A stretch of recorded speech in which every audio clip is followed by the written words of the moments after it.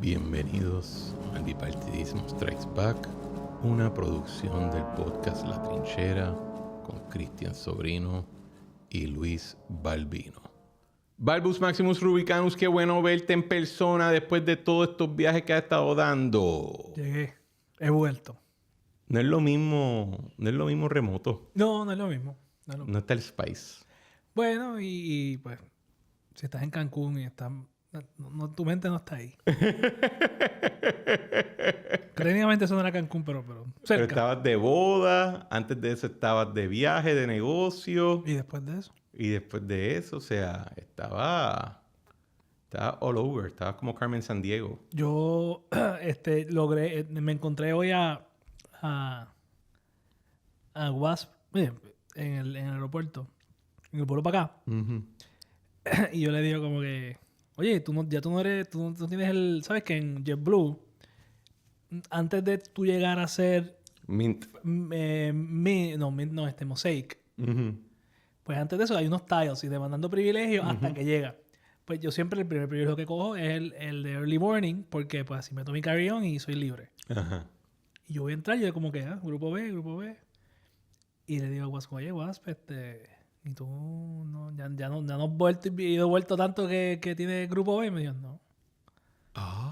Y yo, espérate, pero... Y me salió con un comentario de, mira, y que yo viajo caro. Y yo, pero si yo estoy en la fila 20 y tanto allá abajo. Pero ahora ya está hecho un infeliz que se queja por esas cosas. Para que tú veas, estoy indignado. Ese muchacho, mano, que entró al servicio público ya no es el mismo. No, está muy serio. Está muy serio. Está recogido. Está recogido. No sabe, para verlo, yo hace tiempo que no lo veo socialmente, ya lo Ya él se entregó al dark side. Bueno, depende de cómo lo definas. Pero nos gustan las galletas. Pero no te perdiste de mucho. No, me di cuenta que no me perdí de nada. Bueno, la gobernadora anunció mensaje de estado, está visitando alcaldes populares. ¿Dio la fecha? No la vi, es que realmente no... Sí, porque hoy por la mañana no había fecha. Pero se está rumorando que es la semana que viene. Pero ojalá, que yo quiero que se lo hagan lo antes posible.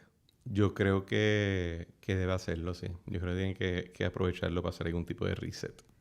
Yo creo que el reset ya ocurrió. ¿De verdad? Vi que el comisionado en una entrevista hace poco comentó que la gobernadora lo llamó. Ella estaba en el municipio de Dorado, se reunió con el alcalde Moca. Creo que fue ayer. Ella ha estado haciendo muchas visitas a los pueblos. Mucho pueblo popular, por lo que veo. A propósito, ¿no? Ella está tratando de proyectarse como alguien bipartisan. Y yo creo que esa es la imagen que mucha gente tenía de ella antes de la primaria, ¿no? Y de la primera con Pierluisi. Ella siempre había tenido una imagen de una persona como que medio por encima de... Después de ser 4 años como que una persona súper partidista y controversial con Fortuño. Cuando fue comisionada residente... ella trabajó bien. Ella trabajaba para... Bastante neutral en términos partidistas de los alcaldes y eso. Y eso es bien común. Yo recuerdo, David Colón decía que Vega Borges era el mejor popular que tenía el PNP. El mejor popular o viceversa, no recuerdo, porque Aníbal, cuando corre en el 2008 para reelección, tenía un montón de videos de alcaldes populares, PNP, diciendo que él era lo más grande que había pasado. Obviamente perdió todos los pueblos. Pero tenía muchos videos bien bonitos de los alcaldes PNP. Bueno, en la primaria... O sea, hay algo de la silla de comisionado residente. Porque, si te recuerdas, cuando Pedro Pierluisi era comisionado residente, también ese era el argumento, ¿verdad? De que Dávila también decía que era el mejor popular que tenía el PNP. En la primaria te decían, no, porque lo que pasa es que los populares van a cruzar para votar por Pedro. Sí. Hay algo de esa silla de comisionado residente que hace a la gente sentirse ecuménica. Bueno, en general, yo creo que todos los gobernantes que hemos tenido, excepto por Ricky, que han ganado, y Alejandro, han sido personas que han sido comisionados, ¿verdad? Aníbal, Fortuño, Pierluisi, Jennifer ahora, probablemente Pablo, seguramente. Sorry. No puedo evitarlo. Tienen que bajarlo. Mira, me dijeron 2 cosas. Primero, no dejes que Balbino se convierta en Luis Herrero. No, espérate. Que trae a Pablo a todas las conversaciones. No. Y segundo, me dijeron, dile que tiene que ponerle gancho a Muñoz por un ratito. Tiene que buscar otra gente a quien citar. Bueno, pues eso es bien fácil para decirlo por una persona que no conoce la grandeza Ay, Dios de mío. ese gran prócer. Ajá. O sea, libros que inspiraron la filosofía el libro que inspiró la filosofía de Lyndon Johnson, The Great Society, que creó Medicare, Medicaid, Head Start, Ajá. todos estos grandes programas Ajá. de la sociedad moderna. Ajá. El libro que inspira eso se llama The Affluent Society, de John Kenneth Galbraith, un economista, luego embajador a India. Y la dedicatoria del libro, que inspira todo este movimiento de cómo Estados Unidos va a convertir la abundancia en mejor calidad de vida, el dedicatoria del libro es a Luis Muñoz Marín. Claro, y lo próximo que voy a decir es que Singapur está también basado en todos los programas económicos de Muñoz. O sea, Va a irte... Chicos, tienen que yo aceptarlo. entiendo, mira, yo entiendo el valor de la mitología, pero no te la creas. Bueno, yo soy el primero que cuestiono muchos de los mitos de la omnipotencia o la omnisapiencia, Ajá. o que Muñoz nació así de un día de una mata de plátano y salió el Muñoz que conocimos. O sea, hay una historia detrás. Y El creo punto es que le pongas gancho, ¿no? y Que lo de hecho, traigas de nuevo. Y creo que es bien importante que la gente que está empezando a subir en la política hoy y que les interesan tienen estas mismas inquietudes que tenemos nosotros, no caigan en la ilusión. Por ejemplo, Pedro Rosselló, para un ejemplo, para no decir Muñoz, Ajá. y Carlos Romero Barceló tenían unas historias de vida antes de ser gobernador bien interesantes, y la lucha de ellos, cómo ellos consiguen el poder, es olvidada porque es invisible. Lo que recordamos es ahora Romero, el tipo que corrió 40 años en la papeleta y ganó un montón de veces. Recordamos a Rosselló, el tipo que estuvo 20 años en el poder y el líder. Pero ellos no llegaron allí hechos. Ellos pasaron por un proceso. Y para mí ese proceso siempre es muy interesante. Más interesante que tener el poder, porque tener el poder es como que... No, porque después tienes que gobernar, imagínate, qué horrible. Y tomar decisiones. Y tomar decisiones, ay Dios. Y escoger ganadores y perdedores. Y que la gente te atribuya... Todo. ¿no? Todo. Y que todas las decisiones son porque alguien te dijo que lo hicieras o alguien no. A veces, para mí, que he estado en ambos lados de la discusión del cabildero, he sido cabildeado y he cabildeado, Ajá. igual que tú. Ajá. Para mí es tan interesante la idea que la gente... Yo a veces digo que hay personas que cuando el cabildero nunca ha estado del otro lado, tomando decisiones, tienen como... There's a failure of imagination. Como que tú a veces piensas... el tipo lo único que hace todo el día es pensar en a quién voy a ayudar hoy o mañana. Es como que no, eso es como que... la visita tuya fue como que 15 minutos de un día bien complicado donde habían 3,000 cosas más importantes, y probablemente esos 15 minutos que te dio para atenderte son La cuestión, ¿verdad? Ese tipo de discusión a lo que te hace referencia es como la teoría de conspiración, que detrás de toda teoría de conspiración es una búsqueda de seguridad. Porque te da si tú piensas que de verdad hay un cabal de gente que lo controla todo, pues hay alguien controlándolo todo y eso te da cierto nivel de seguridad. Y si estás infeliz con lo que está ocurriendo, pues puedes pensar, pues lo que hay que hacer es cambiar a los tipos que controlan todo y entonces todo va a estar bien. Lo que está detrás de la idea está anticapitalista de que el capitalismo es una... Ajá, sí, es mi gran crítica, el libro ese de Ángeles Molina.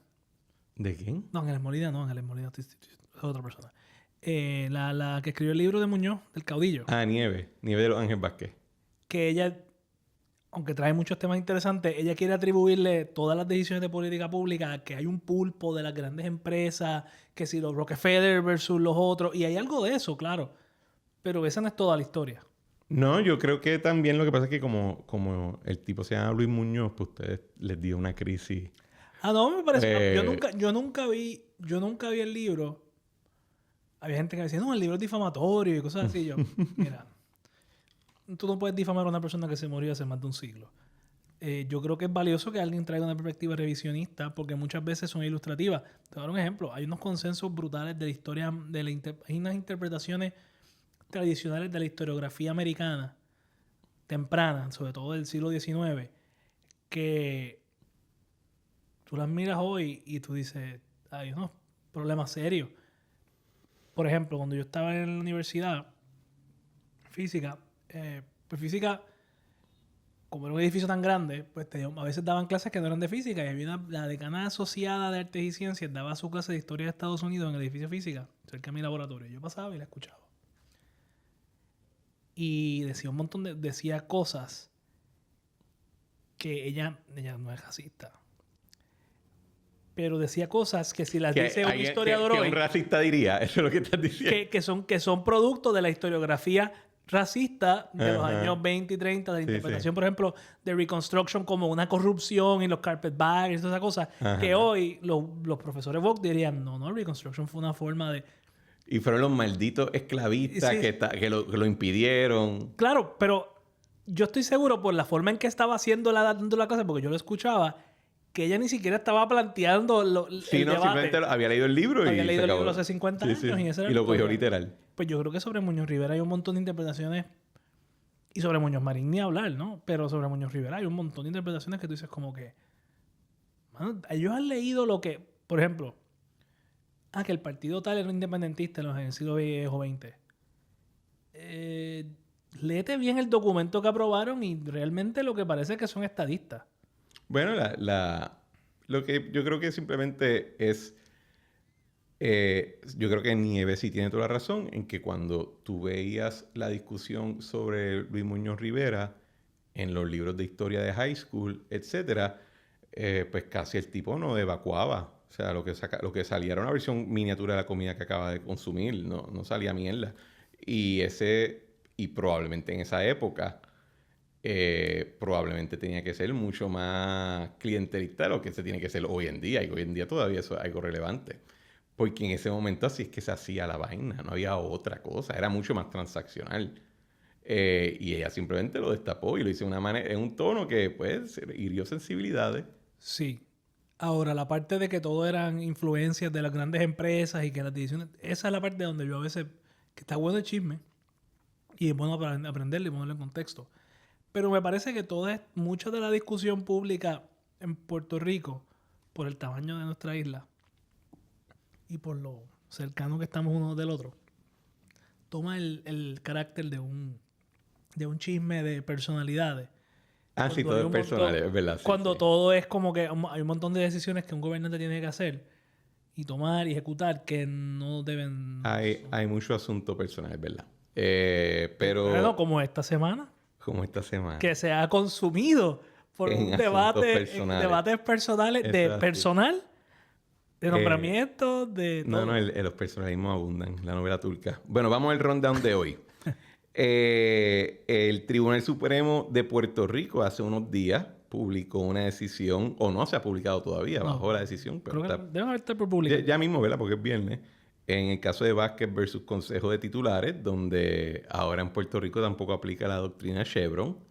Y entonces también a nivel federal, el Supremo de los Estados Unidos castró al National Labor Relations Board, pero simultáneamente protegió al Fed, lo cual es... Vamos a hablar de Alexander Hamilton en este podcast por primera vez. Así que es un desarrollo interesante. Después vamos a hablar... obviamente esta semana el flame war entre Tommy y la gobernadora sobre los interinatos ha consumido mucha de la discusión, pero hay un elemento que tiene que ver con separación de poderes, que es en lo que nos vamos a enfocar Balbino y yo.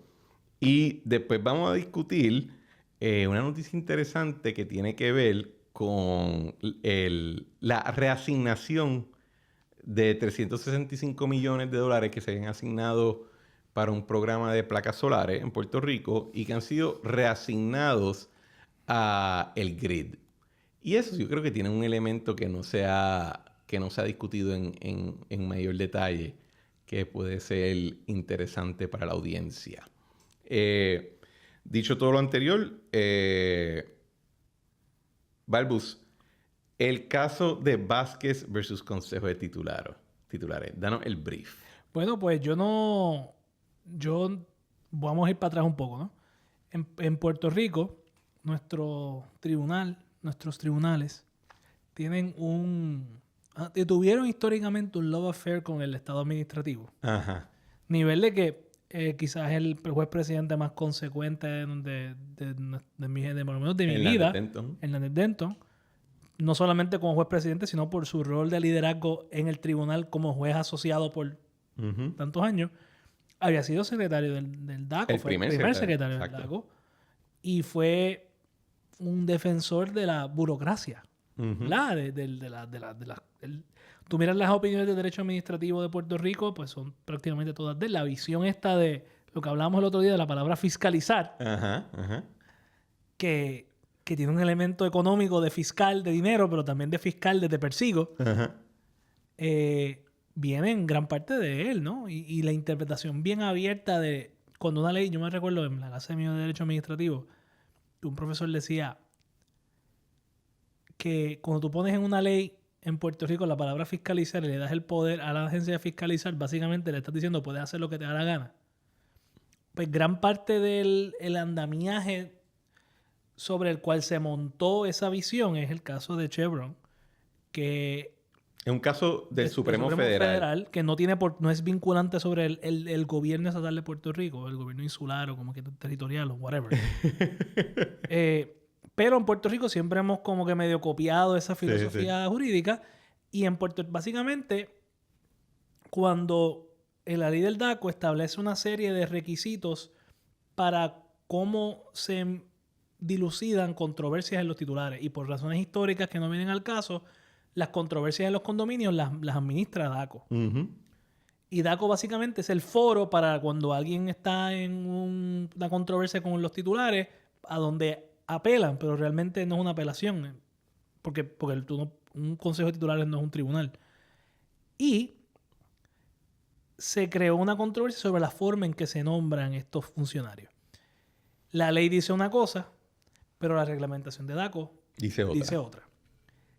Tradicionalmente en Puerto Rico, la interpretación que le da una agencia a la ley orgánica, en este caso, o a las leyes que implementa, que en este caso era la ley de propiedad horizontal, prevalecía, se le daba mucha deferencia a la interpretación de ley de la agencia, lo cual es un desarrollo bien curioso porque tradicionalmente los tribunales le dan deferencia a los hechos, a la interpretación de hechos que tiene quien tiene la evidencia de frente. O sea, yo voy a un tribunal de primera instancia, hay un juicio, los hechos que ve el juez y que determina el juez tienen mucha más solidez y el tribunal apelativo tiene que darle mucha más deferencia que la interpretación de derecho. El tribunal apelativo dice, no, tu interpretación de derecho me vale muy poco, yo interpreto el derecho de novo. Pues en los tribunales de Puerto Rico, aunque nunca se había resuelto tan contundentemente, siempre había un grado de deferencia a lo que la agencia dijera en cuanto al derecho, que es bien diferente a como es en los tribunales. El caso de Chevron, que es un caso de los 80, ¿verdad? Las agencias regulatorias que existen hoy en día llevan, qué sé yo, un poco más de 100 años, ¿verdad? Empezaron con el FTC, que antes era el Department of Corporations, o el Division of Corporations del Departamento de Comercio a nivel federal. Pero, como parte del movimiento progresista, se reimagina el concepto de que antes de, vamos a decirlo, 1908, vamos a poner una fecha, era inconcebible que el Congreso de Estados Unidos pasara una ley diciendo, vamos a crear esta agencia va a regular estos temas, esos temas van a estar regulados por reglamentos que aprueba la agencia sin que yo como Congreso la apruebe, y eso se va a entender que es ley. Y cuando hay una controversia sobre esa misma ley o sobre el mismo reglamento, donde va a haber la controversia es primero en la agencia, no vas para el tribunal primero. El juez y parte. Y eso era algo novel. No, el legislador, el juez y parte, porque hace su regla, hace su interpretación. Pues, ¿qué pasa? Con el pasar del tiempo, en los 80 se llega a una decisión de que en casos donde una agencia esté interpretando su ley o su reglamento y esa interpretación es razonable o plausible, pues tú dices, pues como la agencia es la agencia con expertise en el tema, le damos deferencia a esa interpretación. Que es una doctrina completamente ajena a cómo se manejan los casos en los mismos tribunales. Por eso es que traigo el tema de un tribunal de primera instancia. Hay ya la gente, los choques no van al tribunal, pero antes mi abuela tuvo un accidente y ella la chocaron y entonces tuvo que ir al tribunal y pues ella hizo su versión, la que la chocó dio su versión y el juez llegó a una solución. El apelativo puede entender que tú interpretaste el derecho mal o un poquito mal o bien mal y no importa. El apelativo, el derecho lo interpreta como te da la gana. Pero le tiene que dar deferencia a los hechos que vio el tribunal, porque el tribunal fue el que vio los testigos. En el caso de Chevron, es decir que la agencia sabe más derecho que el Tribunal Supremo. que pues quizás tiene un sentido, ¿verdad? Tú puedes entender que en el tema de los hechos o los findings del rulemaking, pues tiene su lógica. Pero las interpretaciones de derecho, uno pensaría que le corresponden a la rama judicial. Pero como tú bien dices, eso se convirtió en algo totémico porque en la medida en que el Congreso ha sido incapaz de legislar por diferentes razones, pero sobre todo ha sido incapaz de legislar porque los temas que llegan al tribunal son los temas controversiales, no los temas que todo el mundo está de acuerdo. Pues en la práctica, los presidentes han utilizado su poder ejecutivo y el control que tienen sobre las agencias para usar el proceso reglamentario para legislar. Y después cuando se cuestiona, dicen, estoy interpretando la ley, y ahí pues en los reglamentos se van expandiendo cosas que no tenían nada que ver cuando se aprobó la ley originalmente. El caso clásico es el tema del cambio climático, ¿no?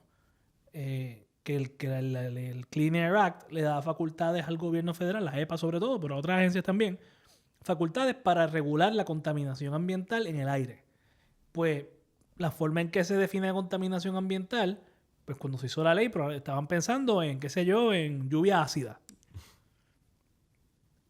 Cuando pasan los años y descubrimos el cambio climático, etcétera, pues las agencias administrativas comienzan a decir, no. El calentamiento global es muy peligroso. El dióxido de carbono es un contaminante. Yo voy a regularlo como regulo los demás. Y eso ha tomado... el primer caso que yo tengo en mente que se habló de climate change en el tema regulatorio fue en el 2006, en Massachusetts versus EPA. Creo que es. Así que llevan 20 años con esto. Finalmente los conservadores del Tribunal Supremo dijeron basta. Pero la cuestión es que Chevron se convirtió en una de estas causas del movimiento legal conservador. Y del liberal.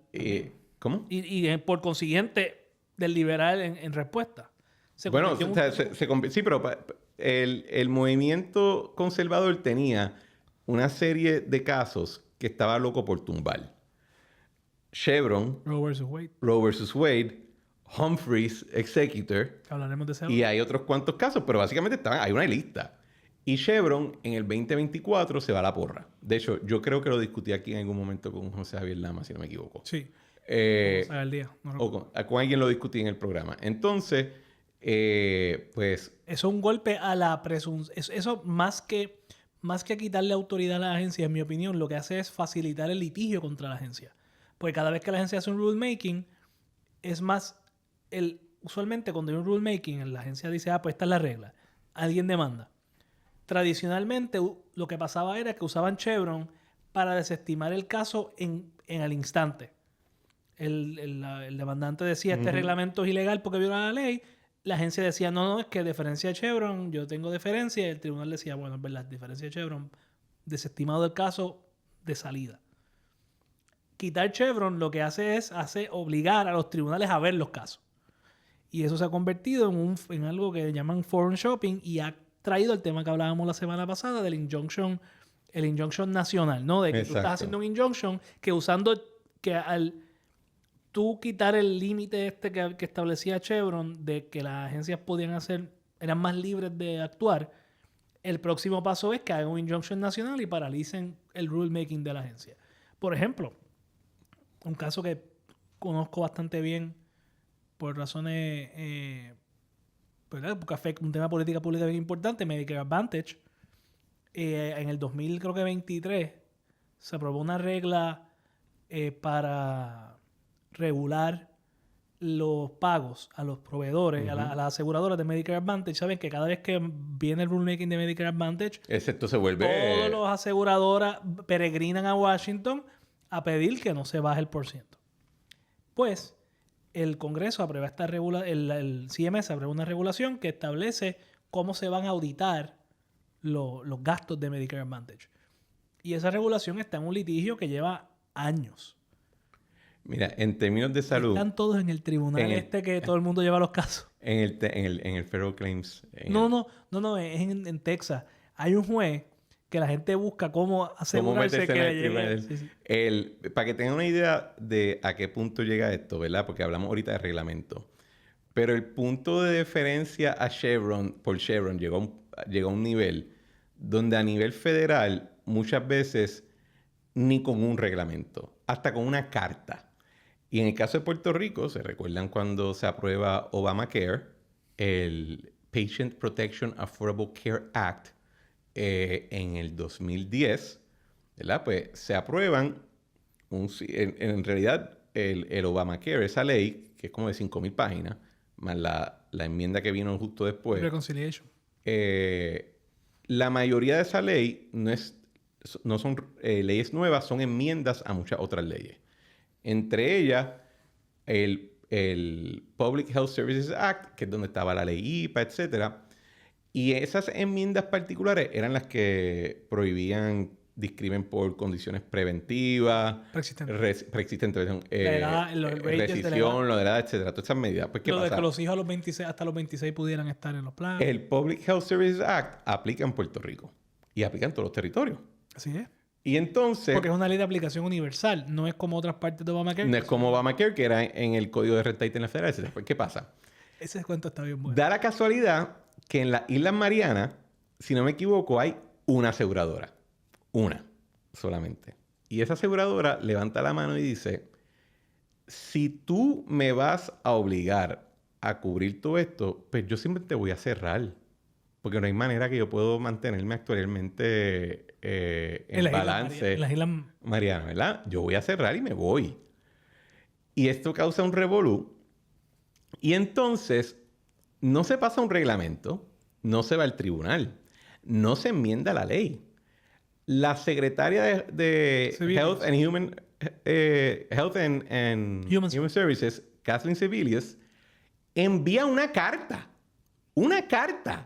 a todos los territorios diciendo, mi interpretación del Patient Protection and Affordable Care Act es que aunque estas enmiendas se incluyeran en una ley que te aplica a ti en su totalidad, en verdad esa no era la intención.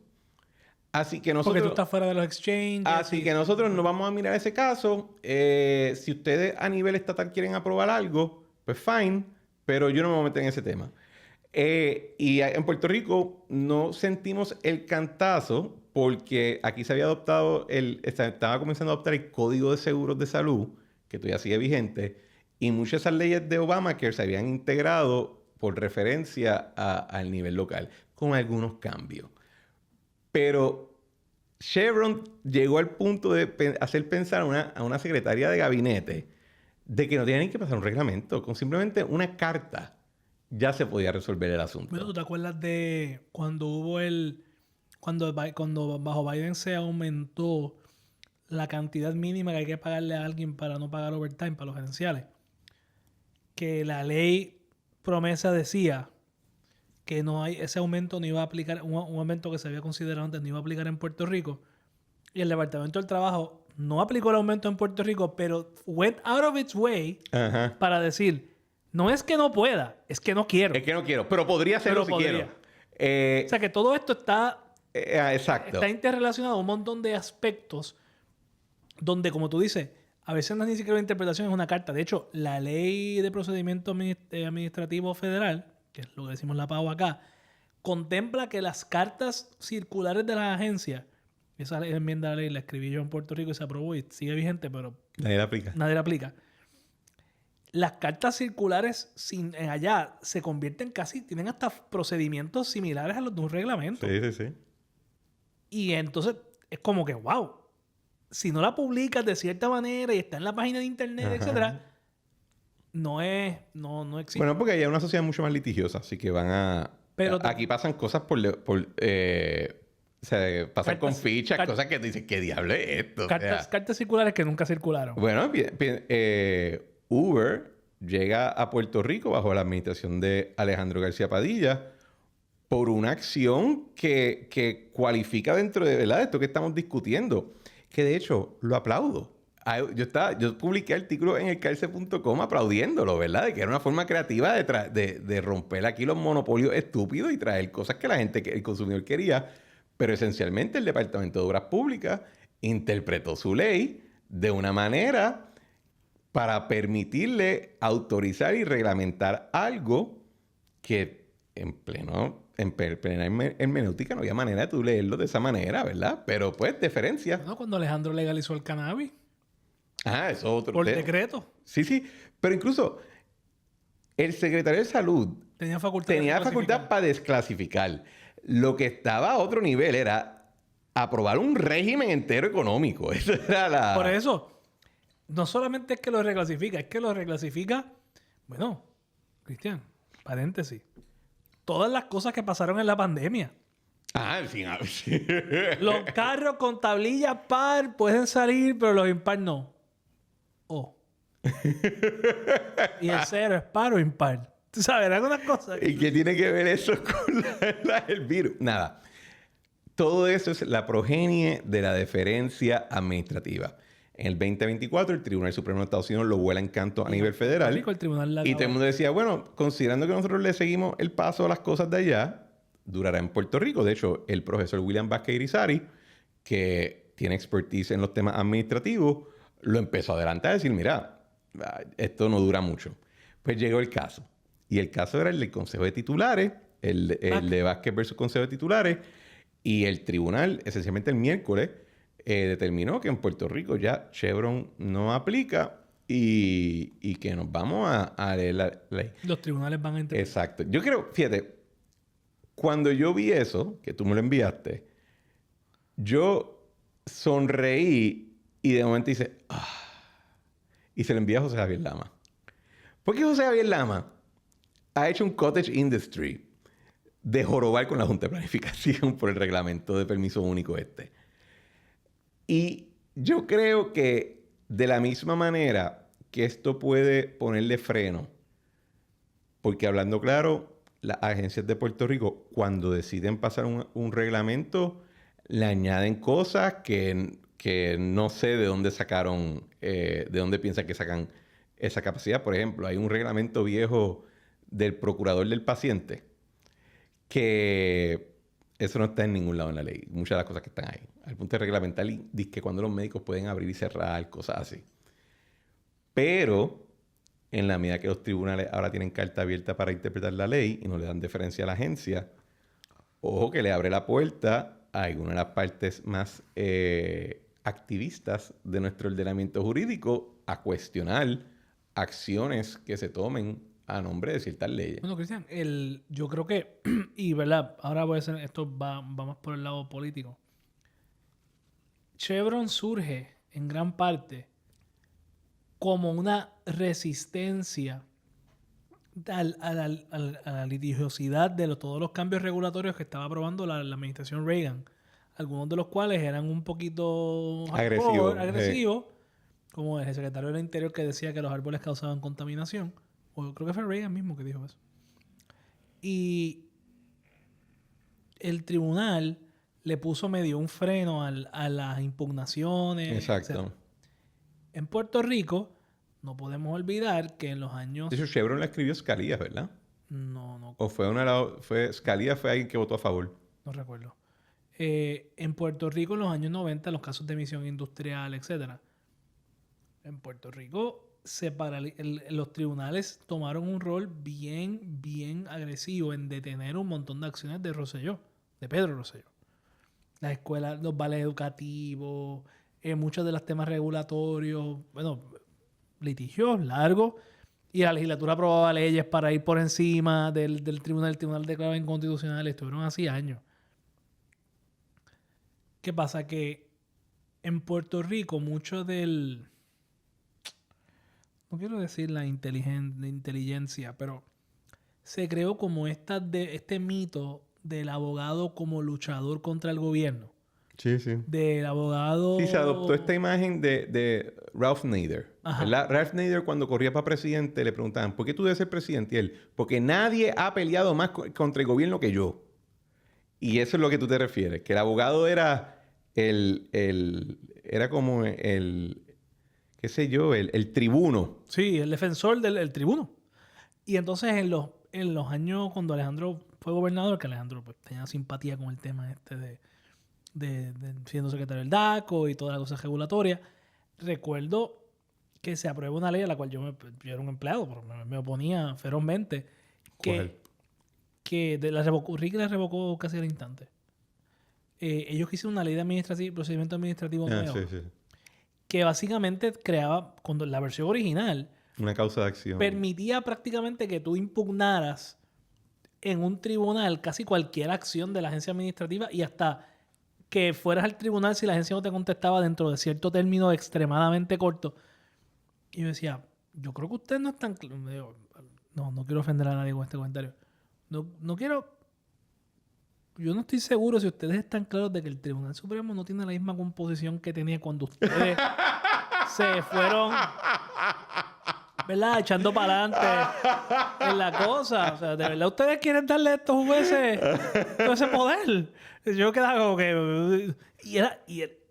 Pero claro, como pasa mucho en estas cosas, la conveniencia se convierte en dogma. Y pues ya era un tema de fe. O sea, dogma de fe, los tribunales son lo mejor. Yo tuve una experiencia similar cuando se estaba aprobando la ley de política pública energética. Que ¿sabes? Esa ley tiene cuanto aspirational statement te puedas imaginar, ¿verdad? Y yo... A veces a niveles papelónicos. Y después me decían, en Fortaleza, ejemplo, ¿tú estás velando eso? Y yo, I got this. Y yo me enfoqué en una cláusula que era la cláusula de interpretación. Y en una yo me meto ahí y yo pongo una oración. Yo hablo con Larissa Elhammer, le presento lo que quiero proponer y dice, no, eso pues, suena bien, suena razonable. Y dentro de lo que sugería había una oración que decía que nada en esta ley se va a interpretar como como que otorgaba legitimación. Una causa de acción. O una causa de acción para Macho, cuando salió ese borrador revisado, mitad de las clínicas de la UPR, en la oficina de Eduardo Vaz, o sea, todo el mundo, porque yo decía, es que yo sé lo que están haciendo, están buscando, lo que tú dices, buscando litigio. Y todo de nuevo, todo eso surge de este caso de Chevron. Bueno, el ejemplo, para mí paradigmático, es el standing ambiental ese que se creó en tiempos de Sila, que Fortunio, cada vez que gana el Partido Popular, siempre hay un movimiento para aprobarlo. Y como, ¿verdad? Again, los tiempos han cambiado. La marea. Y mi argumento siempre era, eso está bien chévere. Me encanta que que pasa también. Esto no es una crítica, es un comentario y pasa en todos los partidos. Y le pasó a Rosselló, a Ricky en cantidad. Pues, cuando tú estás staff en un gobierno, pues hay una gente que tiene una visión ideológica. En la primera, segunda línea suelen tener una visión bien compatible con la visión del candidato que ganó, con el gobernador, y pues responden y entienden. Pero entonces tú empiezas a reclutar gente y el ayudante número 5 legislativo de la oficina legal de Fortaleza no siempre es, como decíamos nosotros, de hemoglobina alta. En el caso de ustedes, pues tendrán otros términos. Nosotros usábamos términos eclesiásticos. Ah, bueno. Pues nosotros decíamos que no tenían hemoglobina alta. Y, no pues, era de la iglesia, era el... eran protestantes. Entonces, yo era católico protestante. Pues nosotros íbamos allí y llegaban estos muchachos jóvenes, que son mis amigos, los quiero muchísimo. Y te decían, no, pero es que por el bien de Puerto Rico. Y yo me quedaba así y yo decía, ok. Así que el gobernador, yo le decía, imagínate que el gobernador o el secretario de whatever toma una decisión. Y esa decisión va en contra de lo que quiere un PNP en la agencia. ¿Tú de verdad vas a darle standing a ese PNP para que te lleve un caso en los notoriamente eficientes tribunales de Puerto Rico? Se acaba el cuatrenio. Y era bien difícil explicarlo porque ya se convirtió el tema del standing, qué sé yo, en casi un dogma de fe. Sí, sí. Cuando tú ves los casos paradigmáticos de los años 30, 40, 50, 60, 70, la versus Aguayo, por ejemplo, es lo contrario. Es los tribunales diciendo, yo voy a salirme del medio, ustedes tomen las decisiones que tengan que tomar y no vengas para acá a meterme en lío. A menos que tengas una controversia de verdad, no vengas para acá. Sí. Y ahí es que tú te das cuenta de que hemos importado una de las peores características de la sociedad americana, la litigiosidad absurda sí. que impide actuar. Y de hecho, yo pienso que gran parte de lo que hizo que Trump fuera un candidato tan atractivo es que Trump dice I'm cutting through the red tape. Cuando dice cutting through the red tape, no necesariamente habla de administrativamente, habla muchas veces judicialmente. Por ejemplo, lo que hablábamos de las reglas estas de Medicare. Vi un comunicado de prensa de Mehmet Oz, de Dr. Oz, que era el director, olvidado de Dr. Oz. Que era el director de CMS, que dice, vamos a auditar todos los contratos. Lo cual me dio mucha risa porque, y for disclosure, no tenemos clientes de Medicare Advantage, así que me siento libre para decir esto.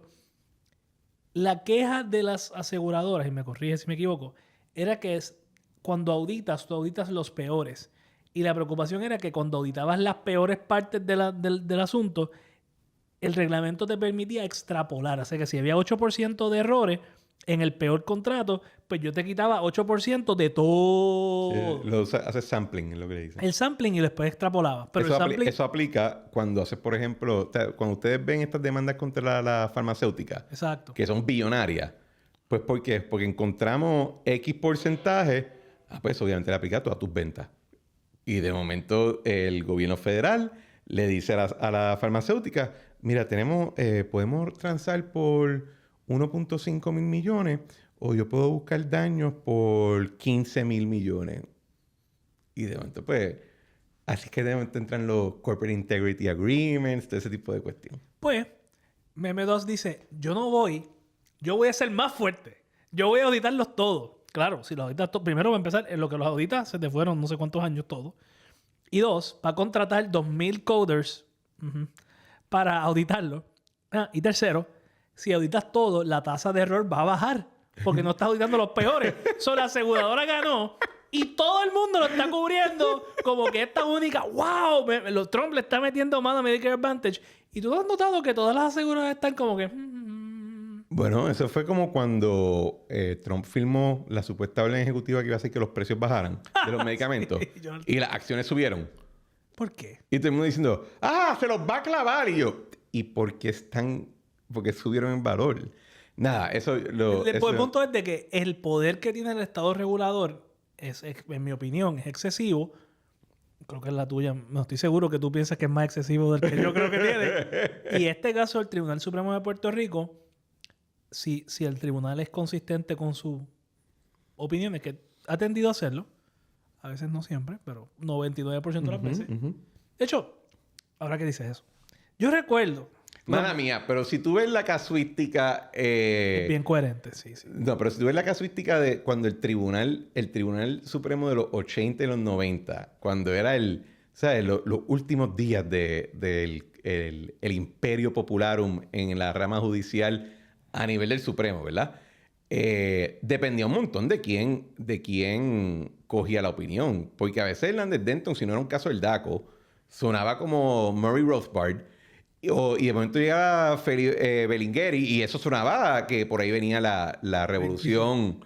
la revolución obrera. O sea, había una volatilidad espectacular. Sí, porque en aquella época el juez presidente escogía quién escribía la opinión, aunque no estuviera en mayoría, si no me equivoco. No me acuerdo, no sé. O tenía mucho más facultades de distribuir los casos de lo que tienen ahora.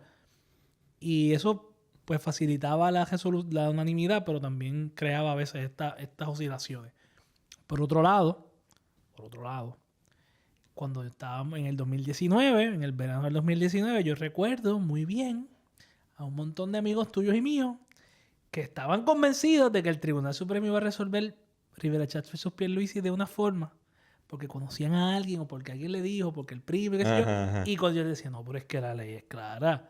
No, pero es que aquel y aquella, y tú sabes quiénes son. Pero la ley era clara, el asunto era la constitucionalidad de la ley. Claro, y yo decía, la ley es claramente inconstitucional. 9-0. Porque los tribunales no están para politiquerías tampoco. O sea, hay jueces que, hay excepciones. Bueno, yo te diría, hay politiquería y politiquería. Y en ese momento no era para politiquería. Sí, podía formar su pollete. Así que, mi resumen, yo creo que si el tribunal es consistente con su opinión en este caso, vamos a ver, gracias a Dios, una reducción en las cosas más absurdas que me preocupaban a mí. Como por ejemplo el ejemplo que siempre uso del DACO omnipotente Ajá. que un día decida que los abogados pueden cobrar 50 pesos la hora máximo.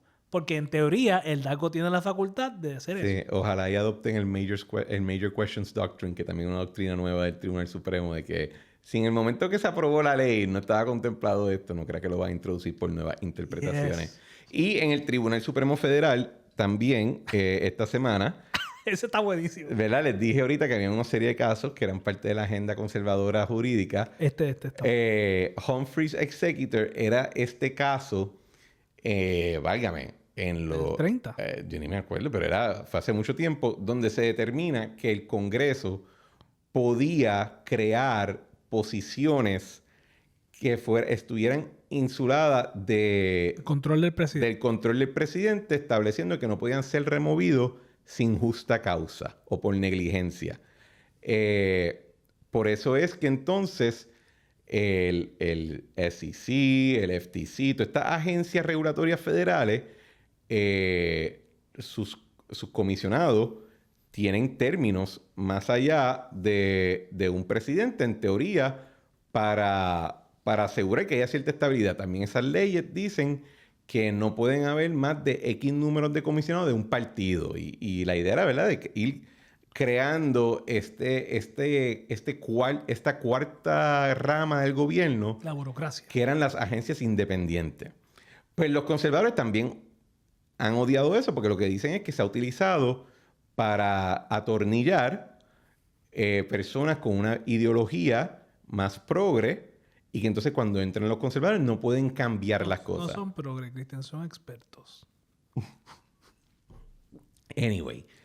Pero es curioso que los expertos siempre... Sí, no, ser experto está brutal. El NLRB es la junta que reglamentaba relaciones laborales entre las uniones y los patronos. Y en un caso esta semana decidieron que esos puestos son de confianza y que el presidente puede limpiárselo en cualquier momento. Pero Alexander Hamilton sacó su brazo de la tumba, muerte así y agarró al Tribunal Supremo. Y cogió a los jueces del Supremo y les dijo: recuerda que esto es sobre chavo. Y en un dicta que no tenía ni por qué estar ahí. Que cita a un dicta de otra opinión que tampoco tenía por qué estar ahí. Pero, y by the way, sin sourcing, sin justificación ni nada. Pero, by the way, esto no le aplica a la Reserva Federal. Por el Banco de Estados Unidos. Porque el banco es una entidad, la Reserva Federal es una entidad sui generis, que es análoga al segundo banco de los Estados Unidos y al primer banco de los Estados Unidos, por lo cual eso era literalmente un mensaje diciendo: guys, tranquilo, nos clavamos a las uniones, pero no nos vamos a clavar a los bancos.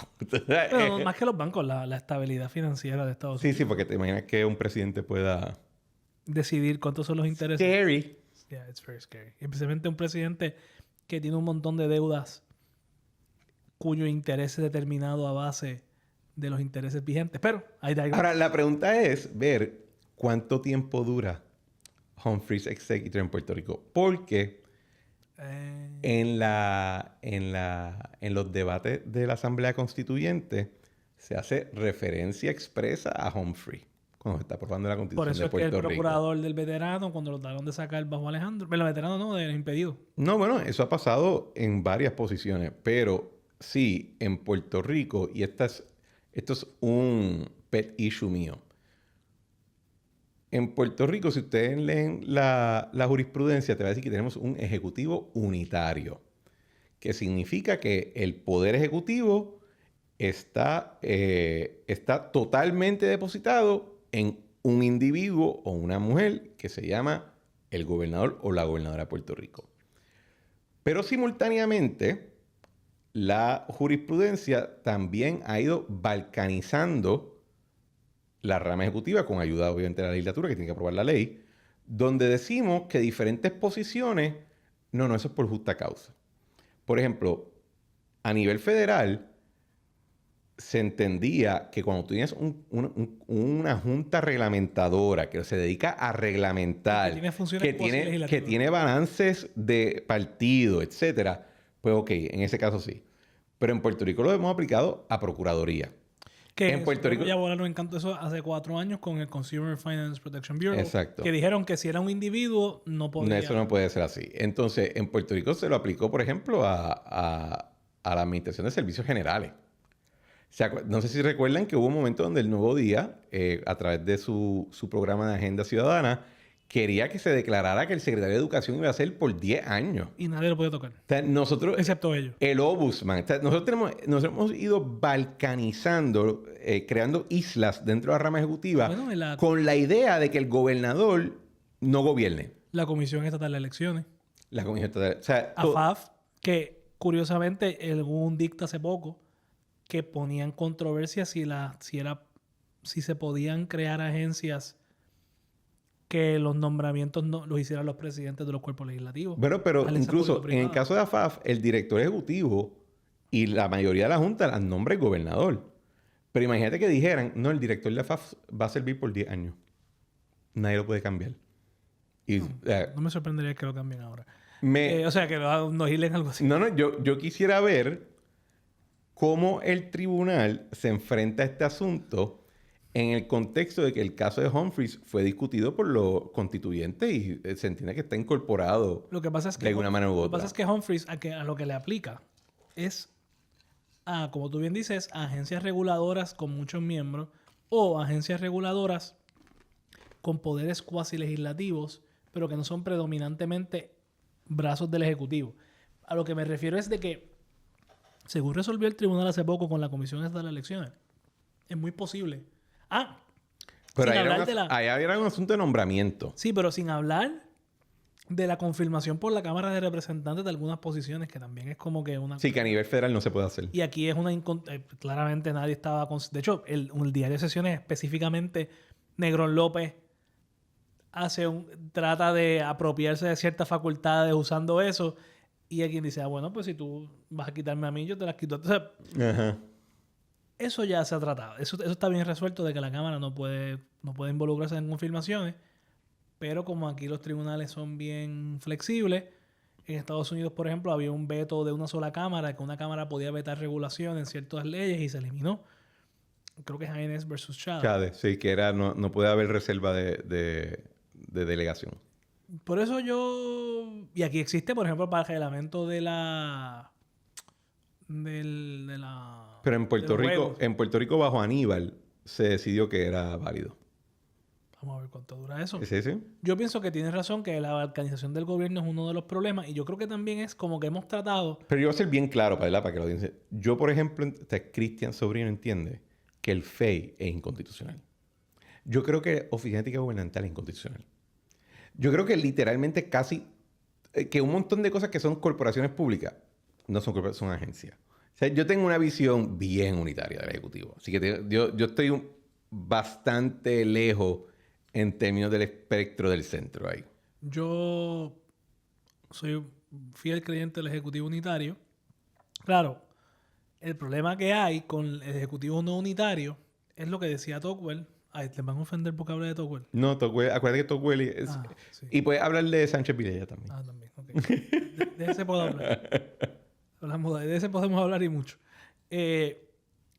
Tocqueville decía que a pesar de lo que decían los puertorriqueños de que los gobernadores americanos tenían mucho poder, que en la práctica lo que pasaba era lo que tú dices, que la legislatura terminaba picándole el poder en cantitos y terminaban no pudiendo gobernar. Yo creo que en Puerto Rico gran parte del problema que tenemos es que la legislatura, como se siente en facultad de meterse en todos estos asuntos internos de la rama ejecutiva para colocar amigos y whatever, no cumple con su responsabilidad real, que es el presupuesto. Y entonces, por ejemplo, a mí me dicen, y Eddie Charmonier es nuestro amigo, lo queremos mucho, pero Eddie, esto es un consejo gratuito. ¿De qué sirve aprobar? Digo, ahora con la Junta eso ha cambiado un poco. ¿De qué sirve aprobar un presupuesto si al final del presupuesto dice el gobernador puede mover los chavos de cualquier momento, de cualquier partida a cualquier partida sin pedirle permiso a nadie? Pero Eddie no ha hecho eso. No, por eso digo, todavía no lo han hecho. Pero tradicionalmente en Puerto Rico, en la legislatura, hacía un proceso presupuestario con bombos y platillos, y estamos aquí, las vistas, y sometían a todo el mundo a semanas. Y al final de todo ese proceso, había una cláusula baja que decía que el gobernador puede transferir los chavos cuando le dé la gana. So, la legislatura debería, en mi opinión, y esto es una opinión, no es política, porque aplica a los populares también, debería enfocarse más en el proceso presupuestario y menos en el proceso de quién nombran aquí, porque el director regional tiene que ser aprobado, que si en educación el alcalde de tal tiene que decidir, porque si tú caes en esa dinámica, como tú bien dices, tiene un ejecutivo balcanizado. Yo creo que eso Y es... pasa. No, En las totalmente. nominaciones, los nombramientos, gran parte de los chismes de nombramiento que se están viendo públicamente es por este intríngulis. De hecho, yo creo que esto es excelente momento para coger un break y cuando volvamos, brincamos al próximo tema de la separación de poder en los interinatos. O la no separación. And we're back. So back. Tired of so winning. back. So tired of winning. Bueno, señores, la novela turca ha continuado esta semana. Otra vez. Eh, ¿Cuándo acabará? ¿Cómo? ¿Cuándo acabará? Bueno, yo creo que hay dos posibilidades. Dependiendo, ¿verdad? Si ocurre un mensaje de Estado o de presupuesto, eso sería una oportunidad para un reset. Y la otra posibilidad, yo diría que el verano. ¿Verdad? La legislatura no está en sesión. Hopefully, ¿verdad? La novela turca acaba para entonces. Pero nada, toda la semana la discusión ha sido sobre la chavienda de los nombramientos y toda la cuestión. Y esta semana, en el último round, pues... Espero que sea el último round porque ya. que es, bueno, cuando digo último quiero decir Más reciente. cronológico. Es más reciente. El presidente del Senado citó una disposición del reglamento del Senado que indica que el Senado puede tomar conocimiento de un interinato, perdón, o de que alguien ocupa un puesto que está sujeto a confirmación y tomar acción sobre el mismo. Y yo me imagino, esa disposición no es de ahora, tiene historial. Y yo me puedo imaginar que en su momento lo que se quería evitar es la idea de que alguien, pues se nombre a alguien, pero la designación nunca llega al Senado y pues, No puedes actuar. y pues no pueden actuar. Y pues ellos dijeron, bueno, cuando sepamos de algo, pues... Esa fue la que utilizaron en el cuatrenio pasado para colgar a Ángel Toledo. Fue esa. Nada, esa regla también... De hecho, la regla de que el Senado se autoconvoque, Sí, que esa de por sí es que otra esa tiene discusión. una constitucionalidad dudosa. Bueno, el Supremo fue el que la validó, pero eso tenía que ver con un nombramiento de unos jueces. Nada, el punto es que Tomás Rivera Chats hace referencia a ella, pero en conexión con el hecho de que hay unas personas que ocupan en rol de interinato, Estado, justicia y trabajo, porque cuando se retiran los nombramientos de Yanes Parra, de Verónica Ferrayoli y de Nitza, Había interinato. la manera que se activa el interinato es que se había nombrado a alguien al puesto de sub. Cuando se retira el nombramiento, automáticamente pues la persona sube como interino. Cuando la ley... Lo provee, exacto. Y eso depende de cada ley, porque hay otras reglas que están en el Código Político para los casos donde la ley orgánica no dicta un orden de sucesión. Pues, ¿verdad? Yo hoy en Radio Isla, en el panel de Guayabera, digo, el issue más allá de eso es que, ¿verdad? La implicación que está haciendo el presidente del Senado es que esos cambios que se dieron para que alguien estuviera en el puesto de sub y que inmediatamente se retira el nombramiento y entonces asumiera el interinato por operación de ley, que eso cualificara como si fuera algún tipo de nombramiento al puesto como tal. Y eso pues abrió una cajita de Pandora y la gobernadora respondió de que en esencia es que se estaban tratando de que la potestad de nombramiento es del gobernador, no es del Senado, y que ella no se iba a dejar amenazar, algo por ese estilo. Y obviamente pues eso... Sí, porque hubo una pregunta a la gobernadora sobre porque la Contralora hizo un comentario de que estaba preocupada, me imagino que sobre todo en justicia, que no hubiera secretario de Estado de Justicia y Trabajo. Y la gobernadora contesta, oye, Yo sé que, por ejemplo, en trabajo estatal y en estado estatal, le preguntan si va a nombrar a alguien en el Departamento del Trabajo y dice, bueno, por el momento está tal, la interina. Y eso, pues, al presidente del Senado le pareció como un nombramiento por la cocina. Bueno, yo creo que hay un gran nivel de ironía del hecho que el señalamiento viene de una contralora que su término expiró hace como 2 cuatrenios y que está ocupando la silla como en una sección evergreen, ¿verdad? Eventualmente ese nombramiento tiene que hacerse. Pero creo que más allá, ¿verdad?, de la novela turca, abre un asunto sobre separación de poderes. Porque yo creo que eso es un concepto que, aunque le hacemos mucha referencia, ¿verdad?, la cuestión de checks and balances, etcétera, yo creo que los puertorriqueños tenemos un problemita con ese concepto de la separación de poderes. No sé cómo tú lo ves. Los puertorriqueños nos gusta meternos en todo. Para bien o para mal. Para bien o para mal. Yo vengo vengo observando ese tema de los interinatos hace mucho tiempo en el Senado, pues qué remedio. La ley orgánica del Departamento de Justicia y la ley del subsecretario de Estado, que tiene una ley. No hay una ley orgánica del Departamento de Estado, pero hay una ley del subsecretario de Estado. Dato curioso. Disponen que ellos van a ser los interinos. En el caso del Departamento del Trabajo, pues no. Así que aplica el Código Político, como tú mencionas. Los interinatos, para que tengan los poderes del secretario, tienen que ser de alguna manera bendecidos por el Senado mediante resolución.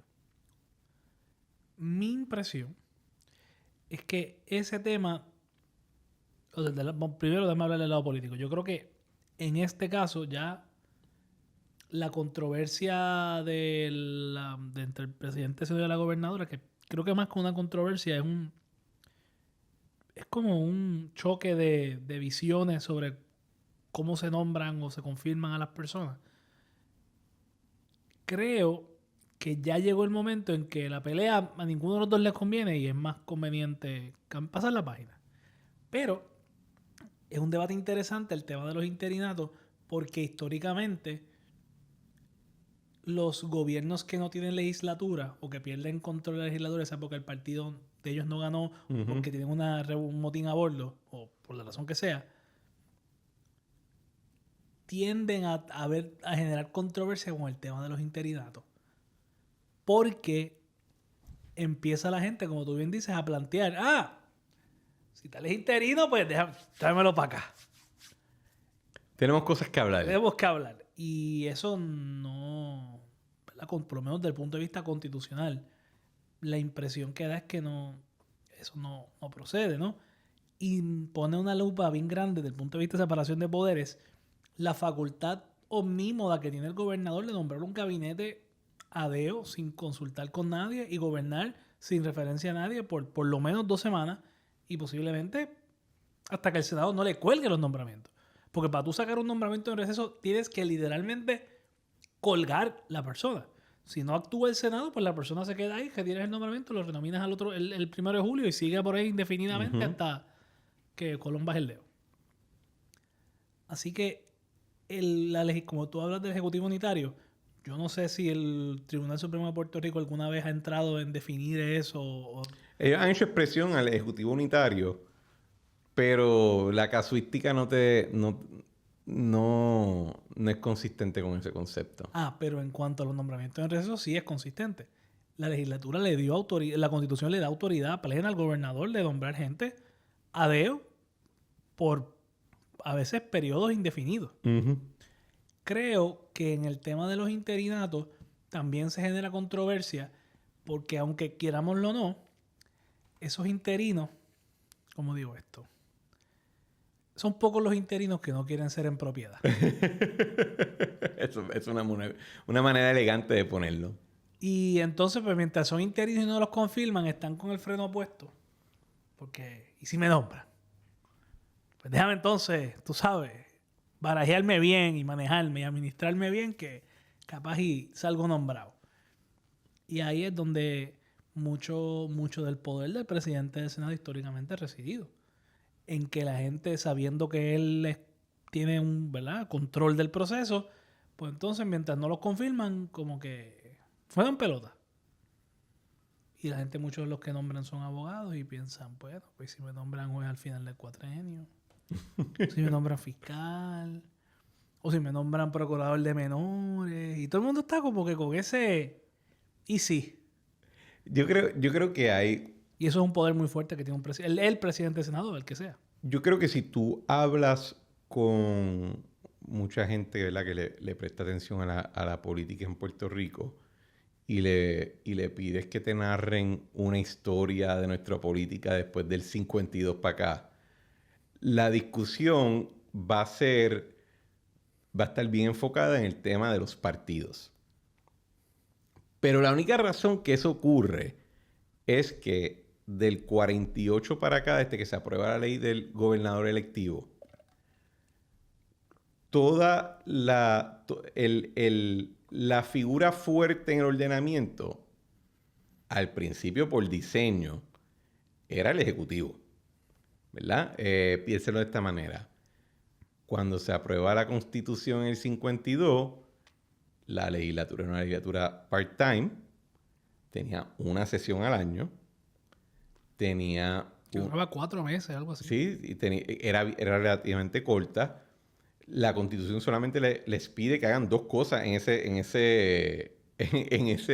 sesión, que es aprobar un presupuesto y confirmar gente y te vas para tu casa, ¿verdad? Y aprobar las leyes que te pide el gobernador en su mensaje de Estado.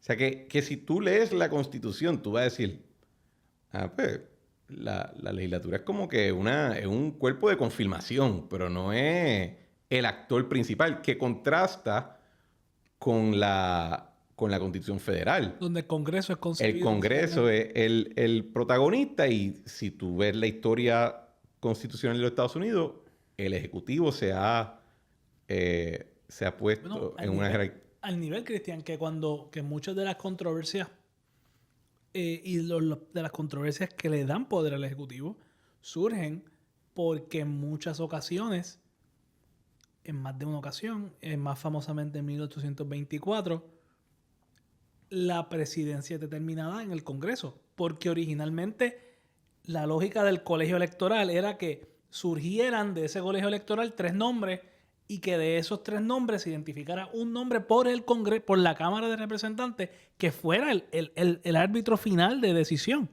O sea, la idea inicial, la idea de los padres fundadores no era que nosotros votáramos en una elección para el presidente, o los que viven en estados, ¿verdad? Y de los estados... Tú votabas por electores. Tú votabas por No, tú no votabas. La legislatura estatal escogía electores. Lo que pasa es que muchas legislaturas estatales decidieron delegarle a sus electores el poder de escoger. Exacto. Pero realmente en donde reside el poder de escoger los electores, en ese momento sobre todo. Ahora, de hecho, en Bush, en el 2000, cuando hubo Bush versus Gore, uno de los argumentos de la gente de Bush era, bueno, nosotros controlamos la legislatura y el gobernador de Florida. Si siguen peleando aquí, yo voy a la legislatura va a entrar en sesión y va a nombrar electores de Bush y se acabó la controversia. Eso se discutió seriamente. Así que el concepto federal, la Constitución federal era, va a haber un colegio electoral, van a surgir 3 nombres de ese colegio electoral. Bueno, claro, después de Washington, que todo el mundo sabía que iba a ser él, después de ahí van a surgir 3 nombres, y de esos 3 nombres, la Cámara de Representantes iba a escoger... Bueno, pensando que el colegio no escogiera. Pensando que el colegio nunca iba a poder escoger porque no iba a haber personas de la... claro. Si algo quedó claro es que el concepto del colegio electoral necesitaba un page to rewrite. Pero entonces, los partidos, ahora que traes el tema, terminan diciendo, no, tienen que haber partidos porque aquí hay controversia sobre el rol del gobierno, sobre las relaciones exteriores, etcétera. Y entonces los partidos terminan haciendo eso obsoleto. Pero la visión inicial no era solamente que el Congreso fuera el motor principal, era que el Congreso hasta escogiera al presidente. Y entonces, en Puerto Rico, de hecho, siempre le digo a la gente, lean el informe de reorganización de la rama ejecutiva del 50, porque se le van a abrir 2 o 3 ojos en términos de cuál es la perspectiva del rol ejecutivo versus el rol legislativo. Con el pasar del tiempo, nuestra legislatura ha estado campeando por su respeto, especialmente después de que... Maravilla, y cuando Hernández Colón también se utilizó el Senado para para reivindicar, ¿verdad? Su liderazgo del Partido Popular. Y después Maravilla es que llegó a otro nivel. Más que nada con Maravilla, porque Hernández Colón, si tú lees sus memorias... ¿Me puedo hablar de Hernández Colón? Permiso. Puedes hablar de Hernández Colón. Hernández Colón no le tenía mucho... Él no es un admirador del legislativo. Hernández Colón le parecía el legislativo un sitio donde hablaba mucho, donde no se resolvía nada, donde la gente estaba todo el tiempo dándole vuelta a los asuntos y no había resultados. Y esa era su gran queja, ¿no? Así que yo no creo que fue Hernández Colón. Yo creo que es que Hernández Agosto se convierte en esta figura que no puede ser un poco como Tommy, que quizás nunca ha corrido para gobernador, pues Hernández Agosto nunca corre para gobernador, pero era una persona que tenía un standing y se le busca un lugar donde ponerlo. Que Muñoz tenía una figura similar en Ramos Antonini, pero lo logra poner en la Cámara, donde no tiene control de los nombramientos. Y entonces, es Hernández Agosto quien, con su popularidad en aquel momento por lo de Maravilla y por el respeto que la gente le tenía, quien logra negociar muchas de estas cosas y ponerlas en la plataforma del Partido Popular como conceptos para fortalecer la autonomía de la legislatura. Y entonces luego, en los tiempos de Rosselló, para detener la corrupción en la legislatura, se crea el legislador a tiempo completo, que entonces le da solvencia económica al concepto de la doble sesión, porque entonces ya no es una doble sesión. Pues cuando Hernández Agosto dice vamos a hacer 2 sesiones, la idea no es necesariamente, seguían siendo legisladores a tiempo parcial, no tenían tiempo para estar allí todo el día legislando y haciendo vistas y haciendo cosas. Es la combinación de legislatura a tiempo completo con con 2 sesiones con el legislador a tiempo completo, que crean esta burocracia en la legislatura que, como tú bien dices, no está pensada nuestra legislatura para tomar la iniciativa en la redacción de legislación. Bueno, y cuando se hace la segunda sesión, ¿verdad? El mote era la primera sesión es del gobernador, la segunda es de la legislatura. Lo cual ya de por sí te revela que había una noción de que la legislatura como institución no tenía un rol protagónico en el asunto. Después, la cuestión es que durante todo este periodo, todos estos eventos están bajando un poco bajo el radar porque todavía estamos eligiendo gobernadores que te duran 8 años o si pierden vuelven, como el caso de Romero. Y el gobernador sigue siendo la figura protagónica política de Puerto Rico. Entonces, viene el gobierno compartido de Aníbal con el PNP, donde la legislatura PNP en esencia trata de asumir protagonismo contra Aníbal. Y eso se suma al hecho de que ningún gobernador del 2000 para acá ha revalidado. Así que, ¿qué ocurre? Las figuras consistentes no son los gobernadores, son los legisladores principales. Y yo creo que una manera ¿verdad? Un poquito diferente de ver el asunto no es solamente encajarlo en cuestiones personales o en cuestiones de partido, como ocurrió en el cuatrienio pasado entre la Legislatura Popular y Pedro Pierluisi como gobernador del PNP, sino de que esto es parte de una evolución inconsciente, porque nadie está dirigiendo esto, de una asamblea legislativa que tiene la ambición de ser el protagonista político en Puerto Rico. Porque siente que tiene porque esa es la otra cosa. Cuando Muñoz gana el poder la gobernación en el 48, el poder no, la gobernación, muchos de los legisladores eran bastante nuevos. Entonces es como que vamos a seguir el gobernador. Entonces, sucesivamente, cuando ha ganado un gobernador nuevo de un partido, ha cargado un montón de legisladores que son nuevos. Y entonces muchos de esos legisladores le dan deferencia al gobernador porque dicen, mire, el gobernador acaba de ganar. Fortuño, cuando ganó en el 2008, fue de los primeros. Y Hernández Colón, fíjate curioso, el gran reto de Hernández Colón en el 84, y la razón por la cual él tiene un poco que negociar con Hernández Agosto, es porque los legisladores que Hernández Agosto... Vamos para atrás. Hernández Colón gana la gobernación en el 72 y prácticamente impuso los presidentes de los cuerpos legislativos, incluyendo a Juan Cancel Río como presidente del Senado. Quien le gana, creo que es por un voto, a Hernández Agosto la presidencia, porque Hernández Colón quería que fuera Juan Cancel. Había unas negociaciones viejas porque Juan Cancel fue como decían, de los incumbentes que Hernández Colón convence para conseguir sus votos para la presidencia del Senado, Juan Cancel fue de los primeros y tenía una amistad con Hernández Colón. Entonces, Hernández Agosto, cuando Hernández Colón pierde en el 76, gana Romero, Hernández Agosto está en una minoría por un voto y se convierte en el portavoz. Y Hernández Colón se va. Y Hernández Agosto monta el Partido Popular en los 70. Hernández Colón vuelve y cuando vuelve ya están todos los candidatos escogidos. Es un poco lo que le pasó a Jesús Manuel, ¿no? Ya están todos los candidatos escogidos, ya están todas las políticas, todo el mundo aspirando, el partido está reorganizado. Le pasó a Alejandro también. Está todo el mundo montado y de repente vuelve Hernández Colón. Hernández Agosto, de hecho, se queda siendo presidente del partido en el 78 y en la campaña del 80 Hernández Agosto preside el partido y Hernández Colón es el candidato. Cuando Hernández Colón pierde en el 80, en el 81 la mayoría senatorial son candidatos que apoyaban a Hernández Agosto, que habían ganado solos, porque Hernández Colón pierde, y están 4 años peleando con el gobernador. Cuando Hernández Colón entra como gobernador en el 85, ya esta gente llevan 4 años, muchos de ellos llevaban 8 o 12 años en la silla, ya sabían, le habían perdido el miedo a pelear con el gobernador. Tenían un presidente del Senado que tenía buenos números, porque Hernández Agosto tenía buenos números, era respetado por lo de maravilla y tenía un standing. Un poco lo que tú estás planteando. Cuando en el 92 gana Rosselló, él gana con legisladores nuevos. Esos legisladores bien pocos eran viejos. Si tú miras la lista, 2 o 3, Nicolás Noguera, Bobby Sachi, para contar.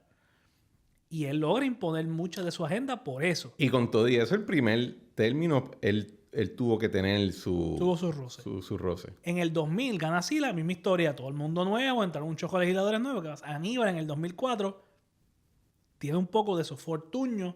No tiene la misma situación porque Fortuño gana por tanto que logra colar a Jennifer de presidente de la Cámara por un voto, no olvidemos. Tumba a José Aponte y tiene por lo menos un cuerpo legislativo que más o menos era de él. Alejandro. Bueno, si le pregunta. Sí. Alejandro en el 2012 gana y carga gente, pero como el... Bueno, pero ya en la época de Alejandro, ¿verdad? Porque yo me acuerdo muy bien que los legisladores populares decían, pero si es que Alejandro ganó por 10,000 votos, nosotros ganamos por 100. 40, pero ajá. O sea, esa era ya para ese momento y al punto donde, o sea, en cualquier otro momento, señores, ningún presidente del Senado le va a imponer una reforma energética a un gobernador. O sea, no es concebible. Y ya con Alejandro tú ves que eso está ocurriendo. Bueno, no se le impuso. Al final Alejandro terminó logrando lo que quería porque quien lo impuso fue la quiebra. Pero anyway. O sea, la quiebra es lo que termina forzando que Alejandro se conceda. No es la presión política del presidente. Yo no estoy hablando de una presión, pero toda esa iniciativa surge del Senado. Eso claro, Alejandro tenía en su plataforma poner un regulador energético. Claro que sí. Eso es otro. Bueno, ese episodio lo podemos hacer con Ruba porque la historia es más complicada. Pero anyway. Recuerda que estás cogiendo el cuento de un lado. El lado que te ayudó ahí hizo las aspiraciones y ponerte a litigar. Y esa era la intención en aquel momento. 2017 gana Ricky con todo el mundo y logró en la primera sesión un chorro de cosas, exacto. Y tú decías, caramba, ¿y cómo? Cosas impensables. Por ejemplo, la ley 80, o sea, cambios de la ley 80, que era un tema... La reforma laboral, sí, ya para febrero, ¡pa! Cuando gana Pierluisi, pierde control de la mayoría, pero el Partido Popular no barrió la legislatura, ganó por bien poquito. Un montón de incumbentes sobreviven. Ahora Jennifer, como tú bien dices, tiene un montón de incumbentes que sobrevivieron. Y el problema es que cuando el incumbente sobrevive, no tiene el de, wow, el gobernador me pidió esto. Porque ya han visto otros gobernadores y saben la que hay. Y saben que el legislativo, si se junta, tiene poder. El reto siempre es el pueblo. Si el gobernador tiene sus tropas detrás, puede imponerse, porque el gobernador al final del día tiene el poder del veto. Y el poder del veto es muy poderoso. Porque con el poder del veto, Aníbal logró el IVU de 7%. Aníbal, cuando un gobernador definitivamente tiene la intención de lograr algo y tiene un buen argumento que hacer, en el 90% de las veces de temas fiscales prevalece. En otros temas, no necesariamente, pero en temas fiscales prevalece. Y eso está estudiado en todos los lugares. Pero en el tema de los nombramientos pasa lo mismo. El gobernador tiene las de prevalecer siempre. Sí, pero tú ves ahora, por ejemplo, por qué la razón que, por ejemplo, muchos de los problemas fiscales que atravesó Puerto Rico, aparte de las cuestiones estructurales, una gran parte de la razón es que el sistema fiscal de Puerto Rico era oscuro. Era un sistema bizantino, ¿verdad? A propósito. Y era a propósito para neutralizar el rol natural de la legislatura, porque, o sea, no es una coincidencia que cuando la legislatura de Puerto Rico no aprueba un presupuesto, que es su poder constitucional por excelencia, es cuando más poderosa es. Es cuando más protagonismo tiene. Y eso se debe a que yo lo resumo en lo siguiente. La gobernadora, cuando piensa en noviembre, dice, gané. Y en la legislatura dicen, ganamos. Y ese es el debate central de toda esta pelea. Fue el debate central en la pelea de Alejandro con Perelló y con Batia. Y esa es la pelea. Que hay una persona que dice, gané, y hay un montón de otros que dicen, no ganamos. Y hay una esfera de autoridad, y de lo que se está negociando es la esfera de autoridad, porque por muchas razones nosotros nunca hemos podido delinear muy bien. Y eso es al final del día el asunto. O sea, esto es una cuestión de separación de poderes, todo lo contrario. Es que los poderes no están separados, están demasiado juntitos. Y cada uno se está metiendo en la arena del otro. Porque, como decía Sánchez Vilella en su controversia con Muñoz, que Cox Salomar lo mencionó en su columna hace poco, el poder político no puede ser separado del poder gubernamental. Muñoz tenía en su mente que pongo a Sánchez Vilella de frente, que era ministra, y mientras yo sigo teniendo control político y mantenemos aquí el rumbo del partido. No puedes separar esas dos cosas. Y lamentablemente en este caso hay un vacío de poder que lo crea los 2 meses donde la gobernadora está diciendo, tranquilos, que yo voy a nombrar a la gente, cuando llegue el momento, en su momento los voy a nombrar. Que me parecía a mí un poco una estrategia para que los nombramientos, vamos a ponerlo así, si me nombran X el 10 de noviembre, ya me nombraron. Yo voy a estar del 10 de noviembre hasta el 2 de enero buscando una reunión con el presidente del Senado para que me confirmen. Yo creo que la intención realmente en gran parte era, no, espérate, yo te voy a nombrar lo más cerca de ¿Tú crees que era eso? Sí. Pero mira lo que está pasando. Eso era. Digo, yo creo que yo lo dije aquí varias veces. Estoy convencido de que eso fue. Lo que pasa es que igual que pasa eso, pues tiene un riesgo de que la gente no sabe a quién van a nombrar a quién, no se puede preparar a tiempo. Y yo creo que en parte lo que vimos en los primeros meses del gobierno fue que la gente llegó a la agencia, ok, ¿qué hago ahora? ¿Dónde están las cosas? Y tú necesitas un poquito más de tiempo que el que tuvieron para poder saber ejecutar. Pero desde el punto de vista del poder de la gobernadora, esto era lo que tenía que hacer. Porque si tú le dices a la gente el 10 de noviembre tú vas a ser secretario de Estado, ya tú te olvidaste de la gobernadora, ahora tú vas para el Senado a ver qué te dicen y te imaginas, mira cómo está pasando ahora. Por eso, todo esto tiene su lógica. Es un tema de implementación. Y yo creo que como tú bien dices, y lo hablamos en las últimas semanas, hay un tema de la patrimonialización del poder. Uh-huh. Porque yo creo que todo el mundo se ha dado cuenta que cuánto se aprueba, y yo creo que la Junta ha subrayado esto, cuánto se asigna o no se asigna es irrelevante. Es que de lo que está asignado, ¿quién va para allá? Y ahí es que está al final del día, ahí es que está el poder. Y yo creo que hay y el Partido Demócrata le está pasando ahora. Y va a cambiar.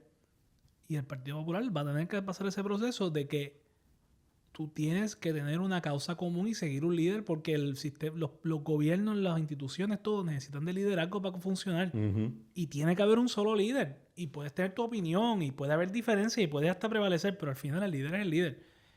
Y para mí, por más que haya un vacío de poder y por más que haya chisme, etcétera, la gobernadora es la gobernadora. Y todo el mundo tiene que alinearse ahí. Y yo siempre pensé, por ejemplo, cuando Alejandro era gobernador, que había, por ejemplo, el tema del IVA, etcétera, que eso fue súper controversial. 1000 cosas más. Yo tenía mis opiniones. Por ejemplo, yo pienso que el gran error de Alejandro fue no definir y poner en la ley cuánto iba a ser el Regressivity Relief.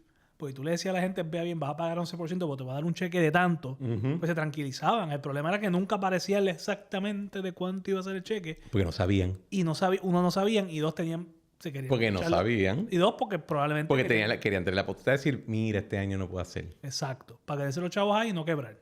Ujú. Y esa duda fue la nébula que hundió la reforma contributiva, en mi opinión. Pero, bueno, eso y que Eduardo Batia convenció a Luis Vega de que la colgara allá. Ujú. Pero, cuando tú no sigues al líder, por más que haya un vacío, tú tienes siempre que apoyarlo. Porque si no, ese vacío no lo vas a llenar tú. Nadie lo llena. Bueno, que ese es mi punto final, ¿verdad? Si algo, por lo menos donde estamos ahora en la dinámica, es que es Mutual Assured Destruction. Exacto. sea, tú no- todo el mundo na- se va. Yo creo que la única legislatura que ha sobrevivido, ¿cuál fue? La de Aponte a Fortuño. Y sobrevivió. Esa es la única que ha sobrevivido. Porque Fortuño, primero, dio una pela. Y segundo, porque aún dentro de esa pela había una claridad de que los dos líderes legislativos iban para afuera. Y yo creo que hubo cierto cambio también. No fue como que la misma legislatura. Así que Y yo creo que, por ejemplo, Jesús Manuel, y esto lo digo con mucho cariño a José Luis sobre todo y a Tatito, uno de los problemas de Jesús Manuel fue que él nunca logró decir yo voy a hacerlo diferente a lo que pasó en este papelón de la legislatura. Y no necesariamente era criticar a José Luis y a Tatito. Era más enfocarte en decir yo voy a gobernar así, esta es mi visión. Y no dejar que te definieran las posiciones o las posturas de otra gente que ya no estaban. Por eso yo creo que hay un reto aquí, Cristian. Pero la ventaja de todo esto es que luego de 20 años, donde Tomás Rivera Chats ha sido el hilo conductor de la gobernanza del PNP, va a llegar un momento donde él va a querer correr para gobernador. No sé cuándo sea. no sé. Y no en sé. ese momento va a ser bien interesante. Bueno, yo creo que también, ¿verdad? Nunca he hablado del tema con él, nunca. Hay gente que le gusta su silla. Sí. Tú no sabes. Yo siempre he dicho, si yo fuera, por ejemplo, comisionado residente, tú me sacas de esa oficina horizontal. Me preguntan si quiero ser gobernador, le escupo en la cara al reportero. O sea, porque yo voy a querer volver para acá. Entonces, esta es la mejor silla del mundo. Hay gente que le gusta su silla. Y de hecho, el hecho de que le guste es lo que lo hace durar. Así que no te sé decir si eso va a ocurrir o no, pero Va a estar bien interesante. va a estar interesante. Pero yo creo que es útil verlo más allá que simplemente una cuestión de personalidad y ver que hay una historia inconsciente que se lleva Y hay unas desarrollando y hay unas lógicas. año tras año tras año. Y como dirían los izquierdosos, hay unas lógicas de por qué las posiciones están así y cómo la Constitución escrita evoluciona en la práctica hacia este régimen medio parlamentarista extraño de repartición de prebendas que estamos viviendo en el presente. Jesus Christ. Cogemos un breakcito y regresamos ahora. So back. Tired of winning. So back. So tired of winning. Último tema. Este lo hacemos breve. Este está bueno. Pues fíjate, Balbus. Yo había visto recientemente una noticia que decía que la administración del Imperator Tromperón le había dado machete Ajá. a unos 365 millones que habían sido asignados para parte del programa de Placas for All. Sí, que fue un los americanos le dicen un boondoggle. No diga eso. Digo, eso tiene un aspecto peyorativo, pero también un aspecto positivo. Fue una asignación específica para Puerto Rico porque no es un programa que existe en Estados Unidos. Exacto. Pero lo que me estuvo raro fue que la noticia no fue que le dio machete. Fue que el dinero fue reasignado. Fue reasignado a atender la red eléctrica. Y eso a mí me estuvo como que medio... Porque tú pensarías que si le dan machete se acabó, no se va a usar el dinero. ¿Por qué Trump, que es tan malo, lo quiere reasignar? Ajá, ahí fue que... Y de momento, pues cuando uno mira los detalles, es que ese dinero no es como que estaba en una cuenta de banco para comprar placas. Ese dinero se había asignado a entidades que se iban a encargar de distribuir la infraestructura de paga. Y dentro de ello habían compañías que son de ese asunto, ¿verdad? Que ese es su negocio de día a día. Claro, amigo nuestro. Yo quiero entender por qué el Hispanic Federation tenía 58 millones en placa. Bueno, Stacey Abrams tenía unos fondos asignados para inscribir electores para fines filantrópicos. Ok. Yo creo que, Cristian, este es el mejor ejemplo de Doge. Claro, Doge fue una loquera, como lo implementaron, ¿verdad? Pero la teoría era de que los demócratas tenían un estado paralelo donde había una serie de non-profits que estaban siendo subvencionadas por el gobierno para hacer cosas. Yo me di a la tarea en los aviones de entre email e email leerme un libro que se llama Original Sin. Ok. Que fue el último es el tell de Biden, de la enfermedad, de su... Okay. Del deterioro. Y entonces una de las cosas es que todos los 3 libros que he leído sobre los últimos días de Biden en Casablanca coinciden. Es que el Chief of Staff inicial de él, que Ron Klein, era siempre favorecedor de vamos cuando en duda, para la izquierda. A mantener a todo el mundo unido porque había esta teoría, que creo que quedó derrotada en las elecciones. Absolutamente. De que había una mayoría anti-Trump natural en el electorado que si tan solo se mantenía unida a toda costa, triunfaba. Y que el problema de Hillary fue que no se mantuvo unida. Entonces Biden logró ganar porque se mantuvo unida y ahora pues claramente se mantuvo unida y Trump ganó anyway. Así que esa teoría involucraba, y yo creo que Matt Iglesias ha sido uno de los principales comentaristas sobre este asunto, involucraba que había algo malo con tu ser empresario. Que había algo malo con tú tener un trabajo en el sector privado. Uh-huh. Que había como que una mancha sobre ti si tú no podías estar por encima de del profit. De la burgués necesidad de ganarte tu vida. ¿Verdad? Y de esa vulgaridad de trabajar. Del comercio. Sí. Y entonces, pues, se creó esta ilusión o este argumento de que si tú trabajabas en un non-profit, o sea, ya sea una universidad, o en el gobierno, o en una caridad, o una fundación. Que quien de verdad apalancó eso al New fue Obama. No, pero Obama tenía empresarios. Sí, pero Obama fue el que creó la estructura del NGO paralelo. Con él fue que empezó esa vaina. Quizás empezó con él, pero con Biden llega un punto donde y claramente la conclusión de todos estos libros es de que porque tú ves y no notas en los 3 libros en pedazos de conversaciones que recogen que Biden no estaba de acuerdo con esto. Que cada vez que le traían el tema de tenemos que hacer esta cosa de izquierda, Biden decía, eso es mucho dinero, o de verdad queremos hacer eso. Como que él no estaba tan familiarizado. Y obviamente los staffers llevaban la cosa en la dirección que ellos entendían. ¿Qué significa eso?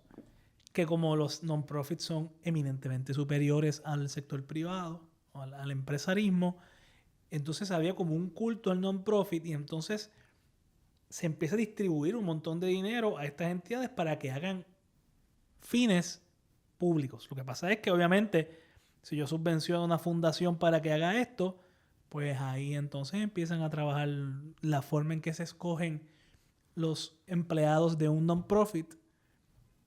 No es el mérito que se utiliza para medir. No es más competitivo, vamos a decirlo de esa manera. Competitivo. El criterio por el cual tú compites no es necesariamente tu capacidad de generar dinero, es tu capacidad de generar o tu compatibilidad con la visión de la fundación, porque al final del día es un non-profit, no hay que ganar dinero, lo importante es que tú estés de acuerdo con la visión. Sí, sí. Y pues entonces se crean todas estas entidades, por ejemplo, la ACLU, cuando se creó, era una entidad para medio libertaria, ¿no? Que todo el mundo pudiera decir lo que diera la gana. Ahora mismo, su principal tema es el tema de la migración ilegal. Y no tiene nada que ver con derechos civiles. Bueno, tiene que ver con derechos humanos, ¿verdad? Pero... Sí, bueno, pero hasta cierto punto era el ACLU, American Civil Liberty, o sea, American Civil, era la parte operante. Y era de libertad de expresión, ¿no? Ajá. Por eso comento que me estuvo curioso ver eso también. Lo vi yo y dije, fíjate qué interesante, porque Hispanic Federation hace muchas cosas muy buenas y son muy conocidas en Nueva York, ¿no? Y he trabajado cosas con ellos. Pero sí, es curioso que le dieran un grant para hacer obras de energía solar en Puerto Rico.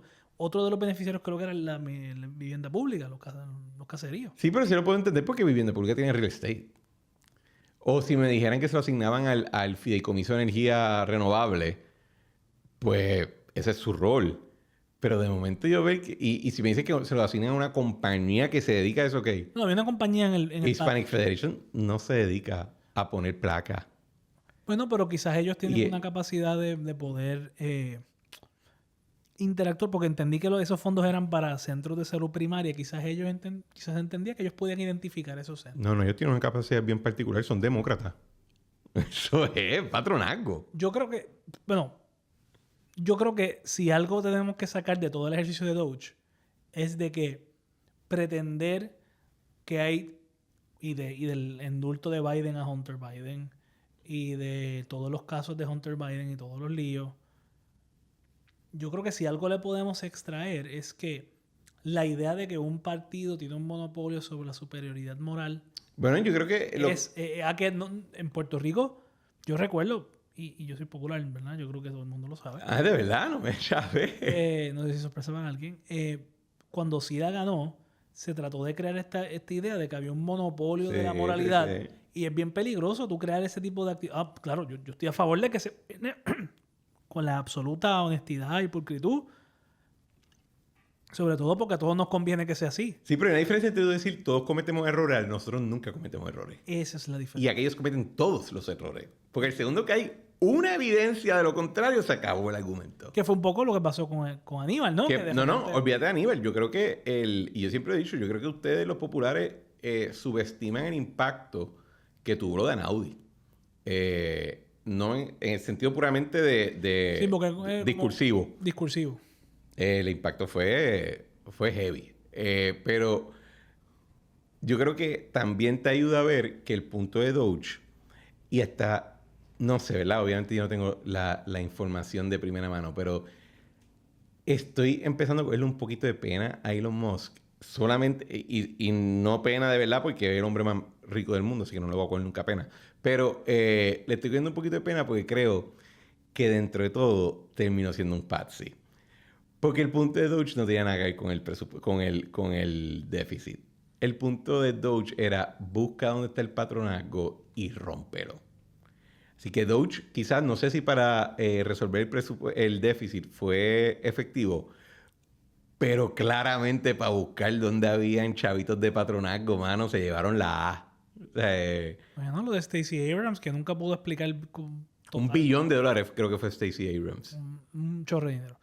Y obviamente, placas solares para los centros de salud primaria, mucho más meritorio que lo que estaba haciendo Stacey Totalmente, Abrams. 100%. O sea, Stacey Abrams creo que eran placas solares a un pueblito de 500 personas. Era una cosa así de hecho, creo que todavía está justificable lo de los centros de salud y toda esa vaina. O sea... el tema es como que curioso que identifican las propuestas y el target es aquí.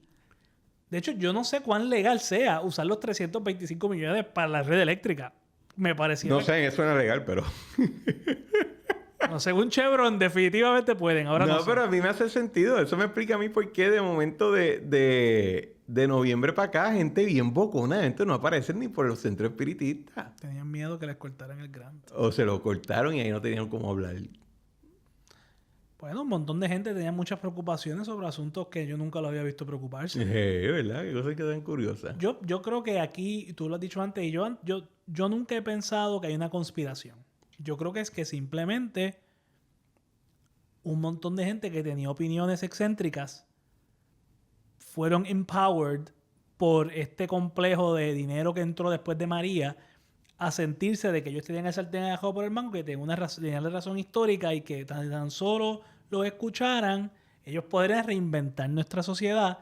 Y si algo vimos en la última elección es que todo eso, en el escenario más favorable posible, terminó dándole una victoria avasalladora a las fuerzas. Y no fue Pedro Pierluisi, harmless, burócrata, medio wokey, medio izquierdoso, sí. Bandera arcoíris en la fortaleza. No. A Jennifer, Tomás y Johnny. Sí, eso a mí me dio fe en la humanidad. Y ahí es que tú dices... Eso ahí me dio fe en la muerte. Y ahí es que tú dices, ven lo que... Como yo como popular, yo recuerdo estar en la campaña y yo decía, esta estrategia de ignorar a Jesús Manuel es o suicidio o brillante. No hay puntos medios, claro. Pues hablaremos de eso otro día. Pero yo decía, esto es o suicidio brillante. O el PNP queda primero y barre, o queda último. Porque no hay puntos medios. O sea, está jugándoselas todas. Le salió. Ahora, vamos a ver, como dijo Hugo Chávez, administren su victoria. Administren su victoria. Bueno, lo dejamos ahí. Bueno, señores, gracias por sintonizar este episodio del Viva el Timo Strikes Back. Mejor citar a Hugo Chávez que a Muñoz Marín. Mira, en términos de la política pública de Hugo Chávez, yo la encuentro aberrante. Claro, pero... Yo pienso que lo que ese hombre le hizo a su patria... Terrible. Es para que escabe en su cuerpo y lo tiren por un barranco y después lo vuelvan a tirar. O sea, es horrible. Pero, mano, en nivel discursivo, ese tipo estaba a otro nivel. O sea... Digo, son polos opuestos, pero Trump tiene mucho de ese... O sea, ¿cómo se llama esta señora? Cochado, María Corina... María Corina Machado. Exacto, pues ella casi se limpia a Maduro. Cuando trató de hablarle alto a Hugo Chávez, el tipo la miró y le dijo, águila no caza mosca. Siéntese, señor. Y se acabó el dictado. El tipo estaba... y obviamente mi discurso favorito de Mary Chancat del Bueno y me lo meten preso. Cuando yo estoy en el gym y necesito como que pompearme, pongo ese discurso de 6 minutos. Pero nada, dicho todo lo anterior... Muchas gracias. Qué bueno.